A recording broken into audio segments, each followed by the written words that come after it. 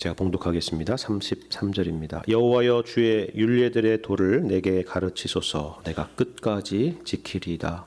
나로 하여금 깨닫게 하여 주소서. 내가 주의 법을 준행하며 전심으로 지키리이다. 나로 하여금 주의 계명들의 길로 행하게 하소서. 내가 이를 즐거워함이니이다. 내 마음을 주의 증거들에게 향하게 하시고 탐욕으로 향하지 말게 하소서. 내 눈을 돌이켜 허탄한 것을 보지 말게 하시고 주의 길에서 나를 살아나게 하소서. 주를 경외하게 하는 주의 말씀을 주의 종에게 세우소서. 내가 두려워하는 비방을 내게서 떠나게 하소서. 주의 규례들은 선하심이니이다. 내가 주의 법도들을 사모하였사오니 주의 의로 나를 살아나게 하소서. 아멘. 시편 119편 말씀은 성경에서 가장 긴 구절을 가지고 있다라고 말씀을 드렸는데요. 이 긴 말씀이 단 하나의 주제에 집중하고 있다라고 말씀을 드렸죠. 그것은 바로 하나님의 말씀에 대한 것입니다. 이 말씀에 대해서 이토록 긴 내용을 담고 있는 것은 그것이 중요하다라는 것뿐만이 아니라 바로 여기에 우리의 생명이 있기 때문에 그렇습니다. 오늘 보면 37절 하반절에도 보시면 뭐라고 말씀합니까? 주의 길에서 나를 살아나게 하소서 이렇게 기도하죠. 또 40절 하반절에서도 주의 의로 나를 살아나게 하소서 이렇게 기도를 하고 있습니다. 그러니까 말씀 가운데 생명이 있다라는 것을 보여주는 말씀입니다. 우리가 어제도 확인한 내용이 바로 이것 아닙니까? 25절 말씀을 여러분 성경에서 다시 보시면 내 영혼이 진토에 붙어 싸우니 주의 말씀대로 나를 살아나게 하소서 이렇게 간구하고 있었죠. 우리는 죄로 인해서 죽었던 존재이고 또 죽을 수밖에 없는 존재이지만 주님의 말씀 가운데 있는 생명의 복음이 우리를 살게 한 것이다 라는 것을 볼 수 있습니다. 이것이 성경에서 말씀하는 참으로 주의 기이한 일이다 라고 했죠. 그리고 기이한 일 중에서 또한 기이한 일은 바로 하나님의 아들이신 예수 그리스도께서 우리를 위해서 이 땅에 오셔서 우리와 같은 죄인들을 위해서 십자가에 피 흘려 죽으시고 부활하신 사건입니다. 그리고 이 일을 통해서 우리의 생명의 구주가 되셨다라는 사실이죠. 이 모든 일들이 성경에 예언되어 있고 또 성경에 성취된 말씀인 것입니다. 그런데 어제 본문에서 흥미로운 설명이 하나 있습니다. 말씀드린 것처럼 여기 25절에서 우리의 상태가 어떠한가 하는 것을 설명하기를 내 영혼이 진토에 붙었다 이렇게 표현하지 않았습니까? 근데 여기 붙었다라고 하는 단어와 똑같은 단어가 31절에도 있어요. 여러분 35절에 있습니다. 35절에서 뭐라고 말씀하나요? 내가 주의 증거들에 매달렸다라는 거. 31절 죄송합니다. 31절에 뭐라고 말씀하죠? 내가 주의 증거들에 매달렸다라는 것입니다. 그러니까 여기 매달렸다라고 하는 단어가 붙었다라는 단어와 같은 단어라는 것입니다. 그러니까 진토에 붙었던 우리의 영혼이 이제는 주의 증거들, 하나님의 말씀에 매달리고 있다라는 그런 의미죠. 죽음에 매달렸었던 우리가 이제 생명이신 하나님의 말씀에 매달렸다라는 그런 의미입니다. 사실 우리의 신앙생활이라고 하는 것이 쉽게 말하자면 이런 것 아닙니까? 우리는 모두 다 진토에 매달렸고 죽음에 매달려 있습니다. 우리가 살다 보면 물론 좋은 일들도 있고 기쁜 일들도 있지만 인생을 전체적으로 우리가 생각해 보자면 너무나도 짧은 인생 아닙니까? 어떤 의미에서는 우리가 죽음을 향해서 달려가고 있는 것이다 라고 말해도 과언이 아니겠죠. 마치 자석에 이끌리는 것처럼 우리는 진토를 향해서 죽음을 향해서 달려가고 있는 것만 같습니다. 그런데 우리는 소망을 어디에 둡니까? 어차피 우리 인생은 저렇게 끝날 인생이야. 우리는 어차피 진토에 붙은 인생이야. 그렇게 생각하지 않고 예수 그리스도에게 소망을 두는 것입니다. 생명의 말씀인 하나님의 말씀, 구원의 약속에 우리의 소망을 두는 것이죠. 다시 말해서 우리는 진토에 매달렸었지만 하나님의 약속에 매달리고 있는 것입니다. 거기에 우리의 생명이 있기 때문입니다. 그리고 이것을 신앙생활이라고 하는 것입니다. 그런데 우리가 알다시피 이 생명이라고 하는 것은요, 다만 우리가 살았느냐 죽었느냐라는 것을 판단하는 문제만이 아니라, 만일에 생명이 있다라고 한다면 그 생명은 자라고 또 성장하는 특징을 갖습니다. 아이가 새로 태어나면 젖을 먹고 또 커서 밥을 먹고 성장하는 것처럼 주 안에서 거듭난 우리도 거기에서 머무르지 않고 생명의 양식을 먹으면서 성장한다라는 그런 말씀입니다. 자, 그러면 생명의 양식이 무엇입니까? 생명의 양식이란 하나님의 말씀입니다. 오늘 본문 말씀이 그걸 말씀하고 있습니다. 거듭난 우리는 자라난다. 하나님의 말씀으로 자라난다라는 것이죠. 여러분 33절 그리고 34절 말씀을 보십시오. 여러분 이렇게 말씀하죠. 여호와여 주의 율례들의 도를 내게 가르치소서. 내가 끝까지 지키리이다. 나로 하여금 깨닫게 하여 주소서. 내가 주의 법을 준행하며 전심으로 지키리이다 라는 기도입니다. 여기는 우리가 어제 본 것처럼 적극적인 모습이 담겨 있지 않습니까?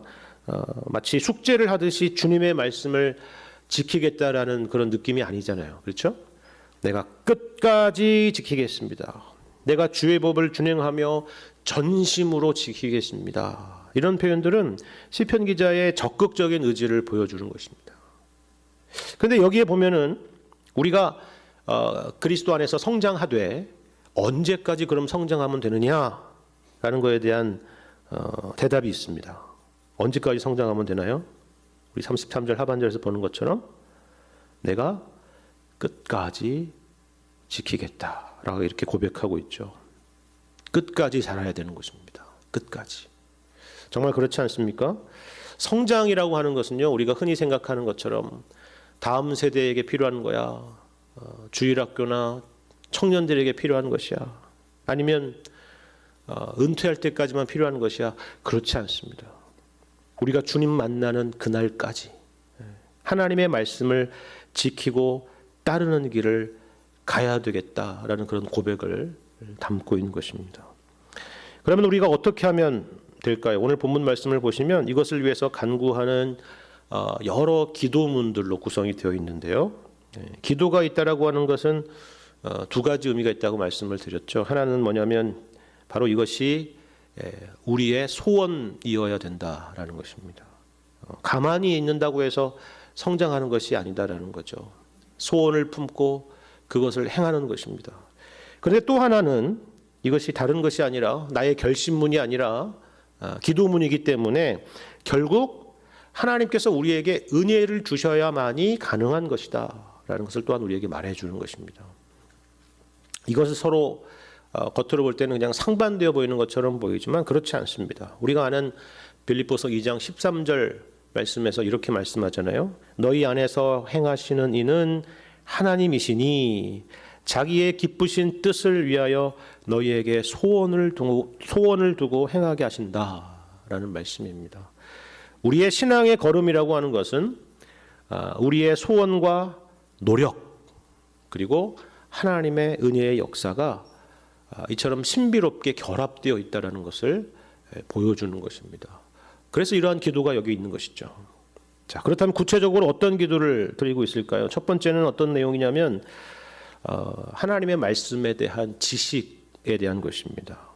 주님의 말씀을 지키고 순종하기 위해서는 1차적으로 그리고 기본적으로 하나님께서 말씀하신 그 말씀의 뜻이 무엇이고 그 내용이 무엇인지를 제대로 아는 것이 필요하다라는 거죠. 그래서 여기 33절에 주의 율례들의 도를 내게 가르쳐 달라고, 그리고 34절에서는 나로 하여금 깨닫게 해달라고 그렇게 간구를 하는 것입니다. 우리는 누군가의 신앙을 평가할 때 저 사람은 참 신앙심이 좋구나라고 평가할 때 생각보다 어떤 감정적인 차원이나 어떤 일에 열심을 내는 것으로 평가하기 쉬울 때가 있습니다. 물론 신앙이라고 하는 것은 지성적인 측면만 있는 것은 아니죠. 하지만 생각을 해보십시오. 예를 들어서 우리가 하나님이 어떤 분이시고 어떤 속성을 가지신 분이시고 하나님이 누구신지 제대로 알려고 하는 노력은 하지 않고 오로지 우리가 어떤 감정에만 충실해서 하나님 앞에 예배를 드린다고 한다면 그것은 종교적인 자기 만족이 될 뿐이지 하나님을 바르게 예배하는 모습이라고는 할 수 없을 것입니다. 요한복음 4장 말씀을 보면 예수님께서 사마리아 여인에게 하신 말씀도 바로 그것이죠. 뭐라고 지적하느냐면 너희들은 사마리아인들은 알지 못하는 것을 예배하고 우리는 아는 것을 예배한다라고 하신 말씀입니다. 너희 사마리아인들의 예배는 하나님의 말씀에 바르게 근거한 예배가 아니다라는 말씀을 하는 것이죠. 예배만이 아니라 우리의 신앙생활에 대한 부분도 마찬가지입니다. 우리 교회에는 그런 일이 없지만 가끔 어떤 교회를 보면은 성도들의 어떤 신심이나 어떤 신앙을 독려하기 위해서 하는 것들을 보면은 과연 저렇게 하는 것이 신앙적으로 옳은 것인가? 과연 저렇게 하는 것이 성경적인 것인가라고 생각하게 될 때가 종종 있습니다. 무지는 헌신의 어머니라는 말이 있죠. 우리의 신앙이 그쪽으로 가서는 안 된다라는 것입니다. 말씀 중심의 교회가 되어야 되고 또 말씀 중심의 신앙생활을 하는 것이 어떻게 보면 지극히 당연한 일인데 오히려 요즘 시대에는 그런 당연한 교회 그리고 그런 당연한 신앙생활을 찾아보기가 참으로 어려운 시대가 되어가고 있는 것은 아닌가 그런 생각을 하게 됩니다. 말씀을 항상 배우고 또 그 말씀 가운데 신앙의 내용들을 채우실 수 있기를 바랍니다. 두 번째는 순종입니다. 지식이라고 하는 것이 머리라고 한다면 순종이라고 하는 것은 손과 발이라고 할 수 있겠죠. 이 두 가지가 같이 가야 정상적인 것이고 또 그것이 균형 있는 신앙입니다. 다시 말씀드리지만 여기 33절과 34절이 그것을 우리에게 가르쳐주고 있는 말씀이죠. 그저 성경 지식을 쌓자는 게 아니잖아요. 보세요. 여호와여 주의 율례들의 도를 내게 가르치소서. 왜요? 내가 끝까지 지키기 위해서. 나로 하여금 깨닫게 하여 주소서. 왜요? 주의 법을 준행하며 전심으로 지키기 위해서. 그런 의미입니다. 그러니까 지금 시편 기자는 단지 성경 지식을 머릿속에 하나씩 차곡차곡 쌓아가기 위해서 아니면 성경에 대한 하나님의 말씀에 대한 단지 어떤 지적인 호기심을 채우기 위해서 이렇게 강구하고 있는 것이 아니잖아요. 말씀을 지키기 위해서 주의 법을 준행하고 그것도 전심으로 지키기 위해서 말씀에 대한 지식이 필요합니다. 말씀에 대한 깨달음이 필요합니다. 라고 그렇게 강구하고 있는 것입니다. 근데 마찬가지로 35절의 말씀을 보시면요. 이런 강구가 또 있죠. 나로 하여금 주의 계명들의 길로 행하게 해달라라는 강구입니다. 근데 여기서 길이라는 단어가 참 재밌습니다. 이 단어의 유래는 사람들이 많이 이렇게 다니면서 생기는 그런 좁은 길이나 어떤 통로를 말하는 것입니다. 예를 들어서 산에 생기는 오솔길 같은 걸 상상해 보면 될 것 같습니다. 그런 길이 무슨 고속도로처럼 누가 닦은 길이 아니지 않습니까? 사람들이 그 길로 많이 지나가다 보면은 그렇게 해서 자연스럽게 생기는 길을 말하는 것이죠. 바로 그걸 의미하는 것입니다. 그렇다면 이 길이라고 하는 것은 아무도 가지 않았던 길인데 내가 혼자 개척해야 되고 새로 가야 되는 그런 길이 아니다라는 것이죠. 이 길이라고 하는 것은 누군가 앞서서 걸어갔던 길이라는 것을 보여주는 것입니다.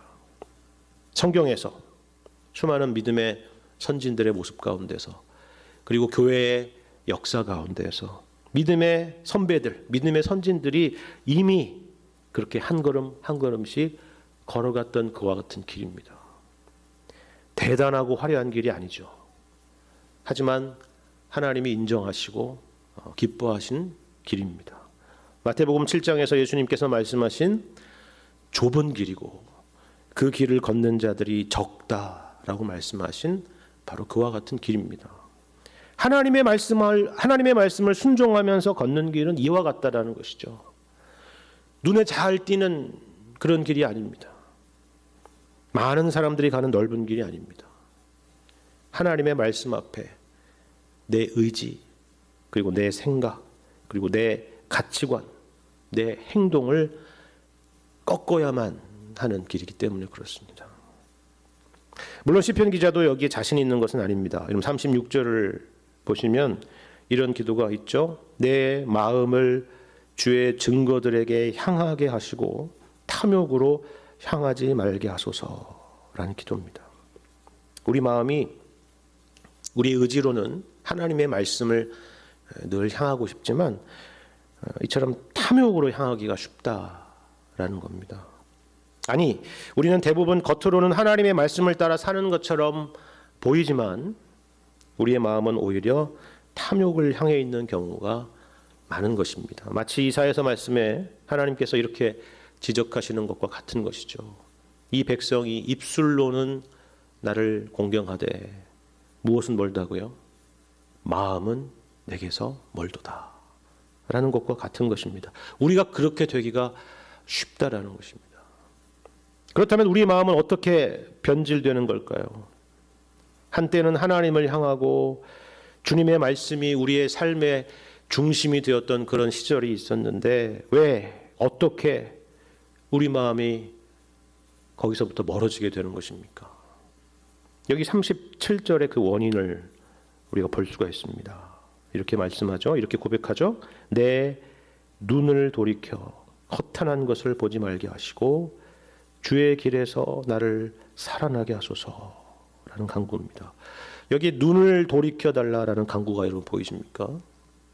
사실 우리에게 있는 참으로 여러 가지 감각 중에서 특별히 시각이 갖고 있는 힘이라는 것이 상당히 크다라는 생각을 하게 됩니다. 하와가 선악을 알게 하는 나무를 보았을 때에, 그렇죠? 그 나무를 보았을 때에 그 나무가 먹음직도 하고 보암직도 하고 그리고 지혜롭게 할 만큼 탐스럽기도 했다라고 말씀하지 않습니까? 시각이라고 하는 것은 그런 것입니다.